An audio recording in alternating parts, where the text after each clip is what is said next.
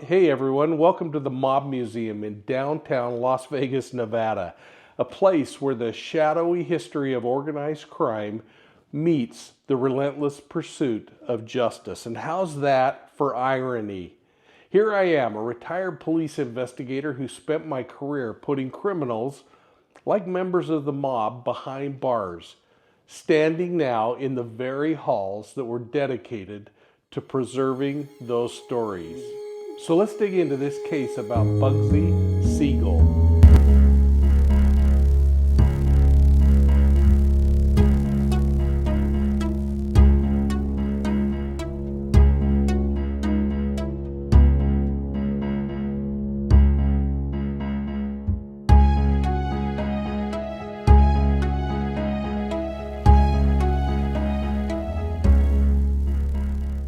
Now this place is incredible, housed in a historic 1930s building that used to be a U.S. post office and a courthouse. The Mob Museum doesn't just showcase the glitz and glamour and grit of mob life, it also dives deeply into the heroic efforts of law enforcement, the people that bring these criminals to justice. And here's a fun fact, you can even step into a real courtroom here at the Mob Museum, where I'm standing right now, where cases were once tried. And if you're feeling bold, you can take a shot at solving some of these cases in their interactive exhibits. So make sure you come here. But today, we're turning back the clock to explore one of the most infamous gangsters of all times. A man whose ambition and charisma helped shape the Las Vegas that we know today. His name, Bugsy Siegel. Now, he wasn't just any mobster. He was a visionary of sorts who dreamed of a glamorous desert oasis, and he had the guts or the psychopathy to make it happen. In this video, we're going to unravel the life, the legend, and the legacy of Bugsy Siegel and explore how this guy's risky bets and violent business deals helped build Sin City. So let's dig in. Born in February of 1906 in Brooklyn, Benjamin Siegel came from humble beginnings. He was the son of Jewish immigrants. Siegel's early environment was far from idyllic, though. This area of Brooklyn was a melting pot of ethnicities and a breeding ground for crime.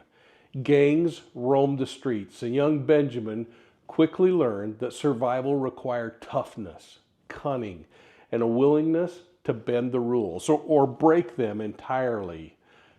By his teenage years, Siegel had moved into the Lower East Side, where he befriended a guy named Meyer Lansky, a fellow Jewish youth with a sharp mind for strategy.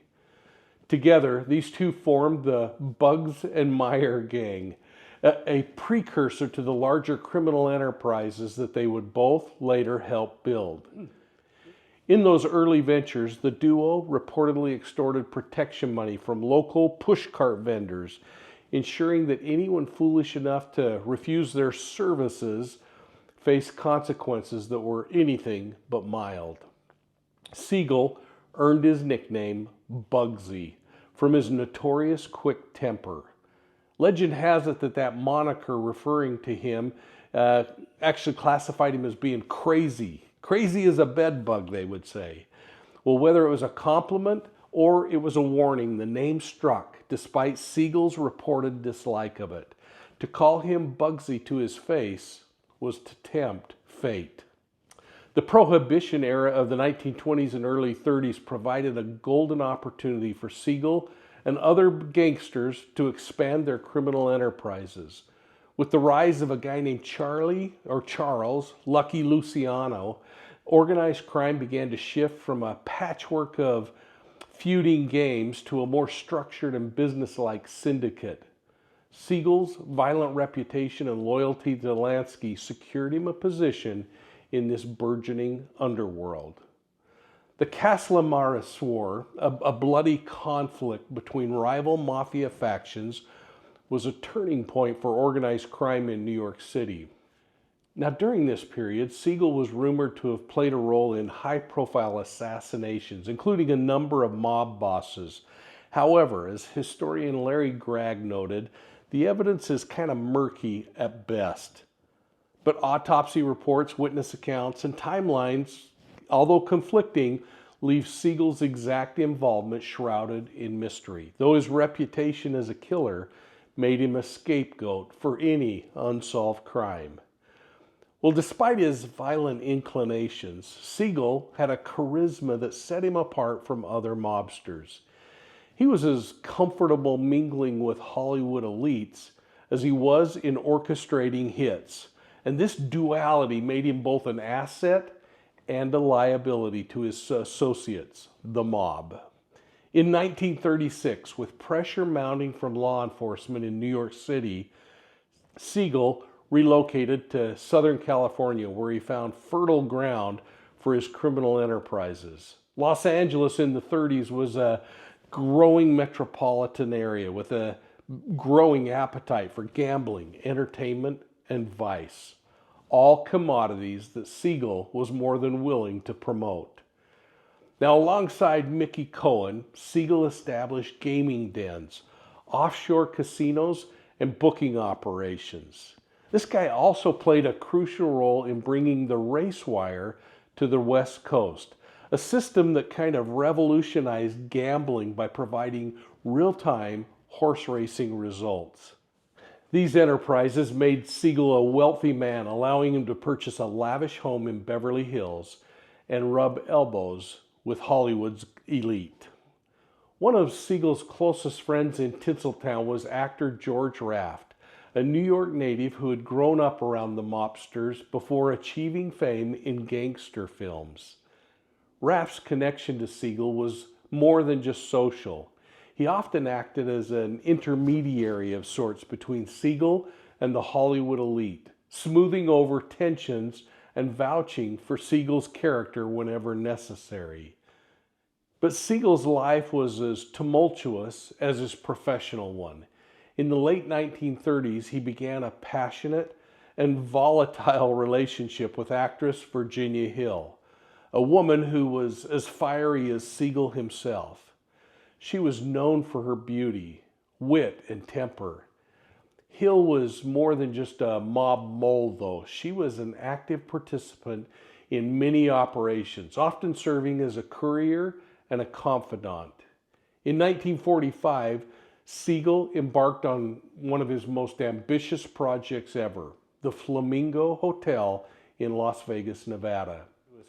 Although others had already began to establish Las Vegas as a gambling destination, Siegel envisioned something grand, a luxury resort that would attract the rich and the famous. And backed by the Syndicate, Siegel poured millions of dollars into the project, exceeding the budget with little regard for the consequences. The Flamingo's construction was plagued by delays, cost overruns, and allegations of mismanagement. It was originally estimated to cost about $1.2 million. Now think about this. This is back in the 40s. The cost ballooned to over $6 million, causing significant friction between Siegel and the mob financiers. When the Flamingo finally opened in December of '46, it was a disaster. Poor planning, bad weather, all kept the guests away, and the casino's initial earnings were pretty dang dismal. In fact, it actually closed for 3 or 4 months as they tried to get staff together and finish the building. By mid-1947, Siegel's fate was sealed. On the evening of June 20th, 1947, as he sat in the Beverly Hills home of Virginia Hill, a hail of bullets shattered the window and ended Bugsy Siegel's life. Siegel was hit multiple times with 2 fatal shots to the head.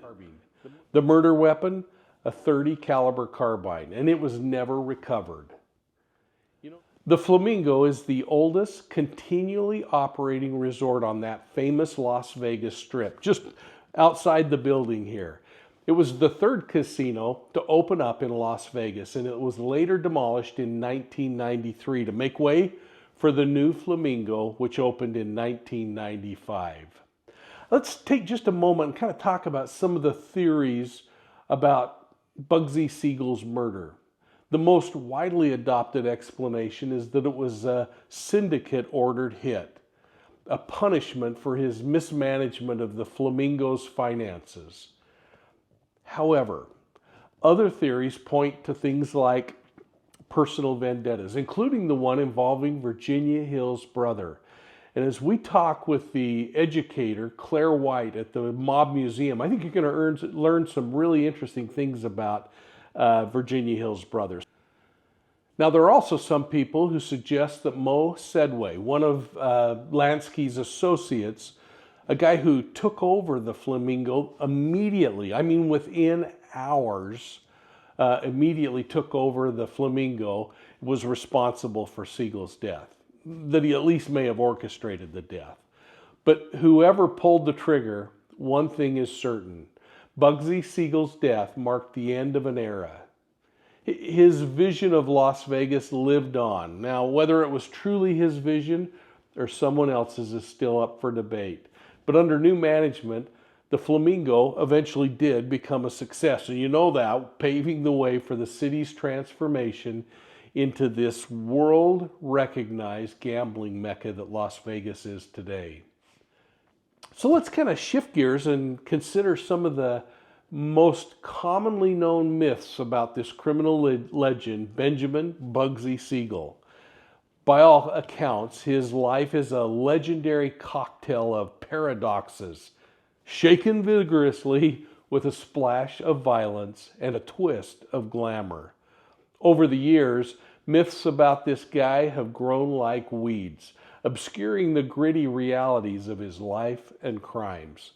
You know, the most oft-mentioned myth is that Bugsy Siegel single-handedly built Las Vegas.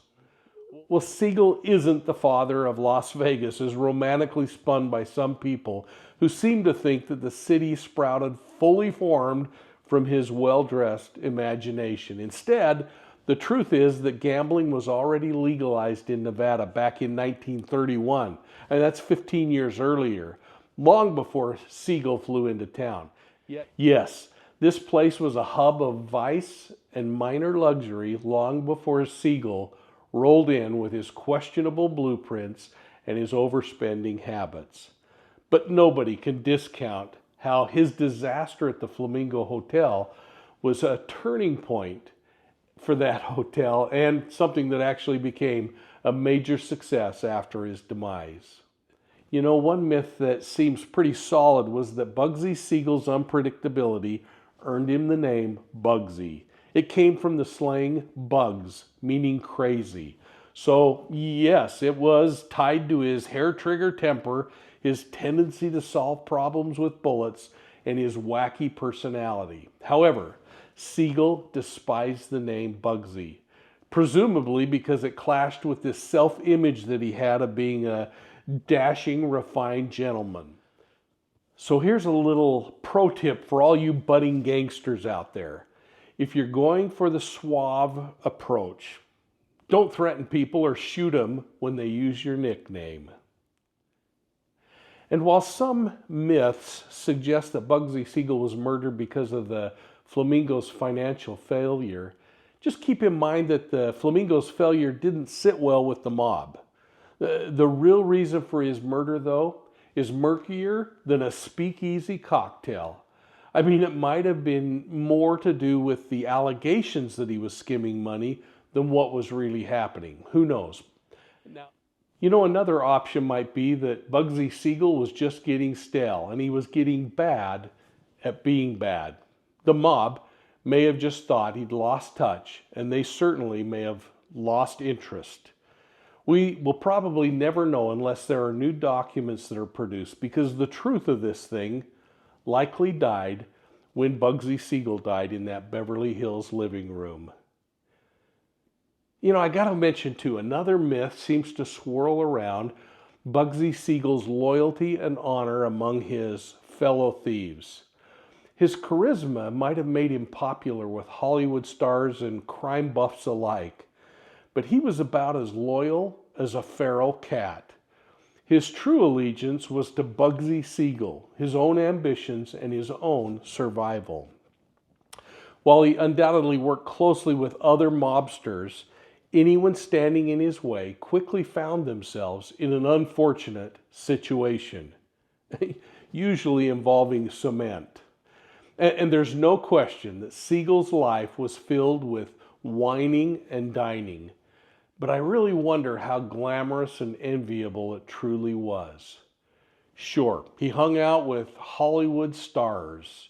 He hung out with the elite, people who have suits that are probably nicer than yours and mine. But his life was a high-stakes gamble of paranoia and betrayal. Being a gangster might sound glamorous to a few of us until we realize that a gangster's associates might just kill them without a second thought for simple things like an accounting error or just for fun. Remember, in order to be truly a gangster, they had to knock off at least one person.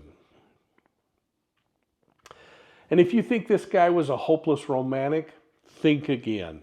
The love story of Bugsy and organized crime figure Virginia Hill was less Romeo and Juliet and a whole lot more of Bonnie and Clyde.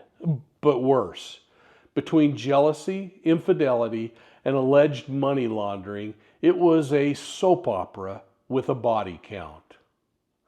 So finally, let's address Bugsy Siegel, the misunderstood visionary. Sure, Siegel had a grand vision for Las Vegas, but so did a lot of people.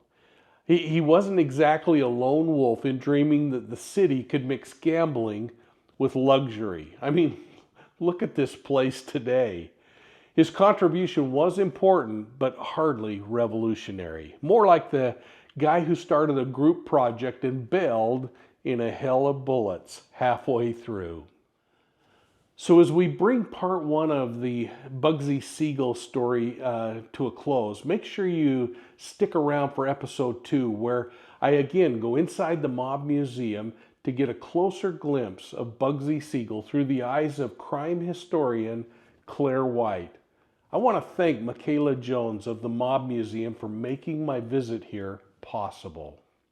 Now remember, you can find Profiling Evil on Facebook, Instagram, YouTube, and Twitter. And if you like audio podcasts, you want something on the go, make sure you're checking out Profiling Evil's audio podcasts on your favorite podcast platform.